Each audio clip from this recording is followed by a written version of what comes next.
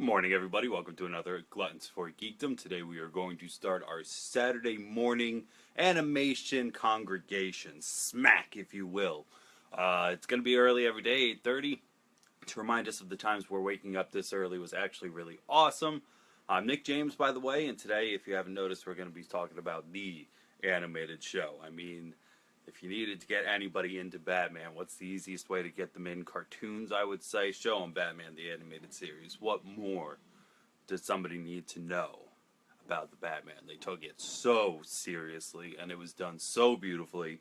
So let's get into it right now. A name that I've dropped before, saying if you don't know the name, you should know the name. And if you haven't found out the name by now, come on, guys. Bruce Timm, genius. Genius guy. We have Eric Radomski, and both of those were the guys who teamed up to make this. It is their baby, if you will. Eric Radomski had this really great idea. So if you go through the first, the actual one, because the shirt you see me wearing is the new Batman Adventures, which is a predecessor, but it's still all the same show. But this is kind of like the Justice League Unlimited, where they're like, it's not all about Batman. Like, let's throw in, they had Etrigan was in there a few times. I think Supergirl showed up. They had the Freak show up, or the Creeper. That was awesome. He's got this big red boa. Check it out if you haven't. But back to the animated series. Everything was on black paper, and all the lights were brought forward on it. And that's what gave it this awesome noir feeling that made it seem like it was deep and gritty. Basically, what these two gentlemen had in mind was, all right, Batman and Batman Returns, Tim Burton's films that already came out, and Max Fleischer Studios had made those Supermans in the 40s. Let's make that. That's what I want my Batman cartoon to look like, and that's what their Batman cartoon looks like. It is absolutely gorgeous. Another shout out on the names before we get into it a little bit more. Andrea Romano. She does all the voice casting and has continued to do voice casting for DC. And I think she did it for Avatar, The Last Airbender, too. Something else that we love here on Gluttons for Geekdom. But just is obviously very well at her job, does well at her job. She's somebody who I'd like to meet, not say, oh, please give me a job just voicing anybody, which is true, so. But no, I would just like her opinion to sit and talk with me and her to go, you know what, you sound like a good, just to have her opinion, because her ears, they must be insured for $1 million, because to put Kevin Conroy in that driver's seat as Batman, like I said, solidified the voice in so many heads reading those comics.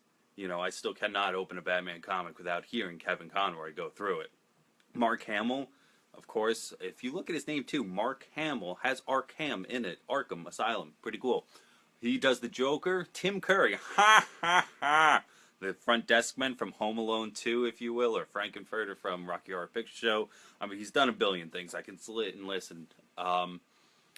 But he was supposed to be the original Joker, but apparently he was too scary, and I can see that. So Mark Hamill came in, and I wonder what kind of scary it is, because Mark Hamill's is pretty terrifying too if you put it in the. I mean, it's cartoonish, but once you get down to the deep one, and it's scary too. So I really would love to see those Tim Curry ones, see what he could have done. I don't know. Paul Dini is the last name I want to bring up right now because he is one of the writers on it. He didn't do all of it.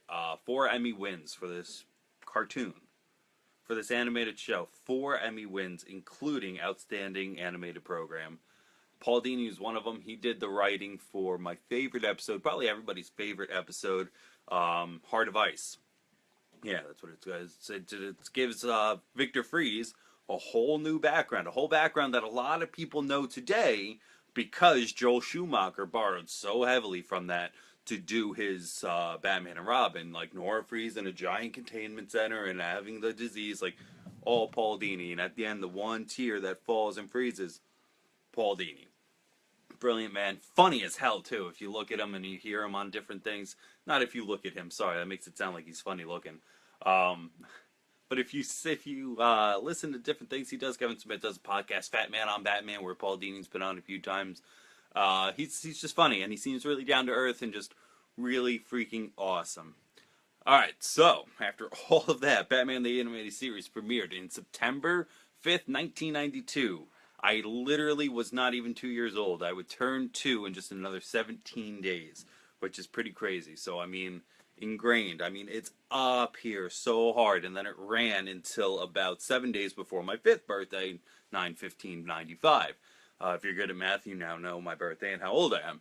86 episodes spawned within those 3 years, and then, like I said, the money got a little tight, and the black and the light colors on black paper that I was talking about was really expensive, so they flipped that. So when you see these, not that it's a cheap imitation, but you definitely get the sense that, oh man, they might have ran out of a little bit of money.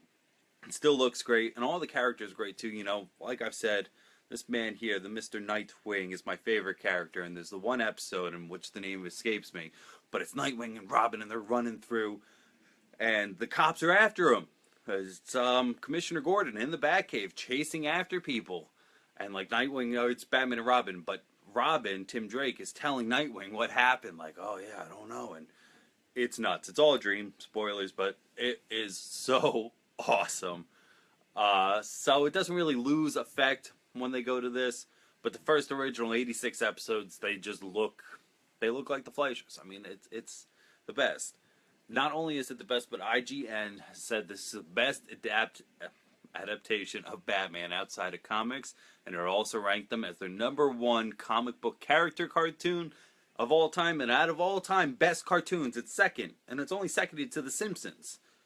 I mean, The Simpsons did it, you know, they were already there. The Simpsons, good for them, you know, they win everything, but that's what happens when you're around that long. Mask of the Phantasm is something that spawned off of it, and then we got Sub-Zero as well.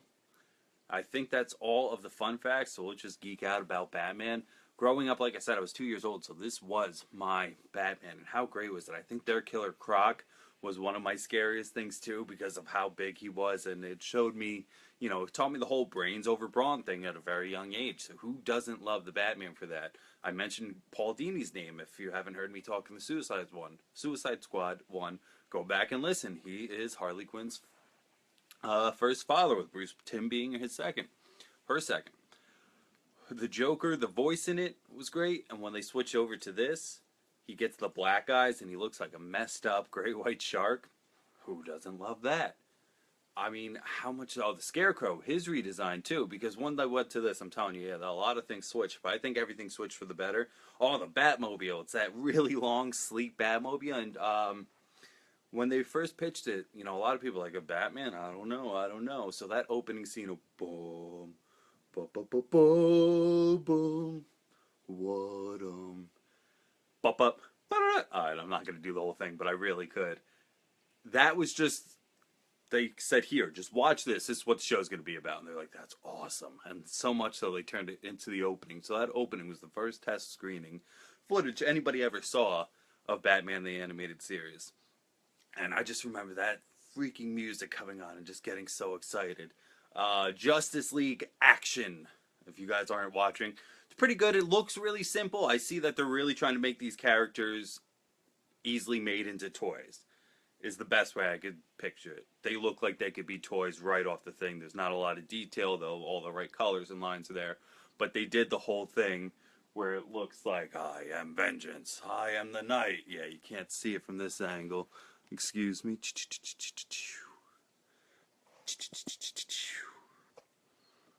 That red one right there. They had the new Batman. Yeah, look at that side of the cave. Yeah, that's good to end on then. So they ended it, or they have the new one, and I am vengeance. I am the night. And again, it's Kevin Conroy, so it's freaking perfect. And the Blue Beetle's like, I thought we didn't brood. And he's like, oh, no. Check that out. I've been Nick James. This has been the Saturday morning animation congregation smack, if you will. This is the end for the week. I take Sunday and Mondays off, as if this was, no matter. I'll be back Tuesday, regular scheduling, 4:30. Let me know what you want to talk about at Gluttons for Geekdom on Facebook.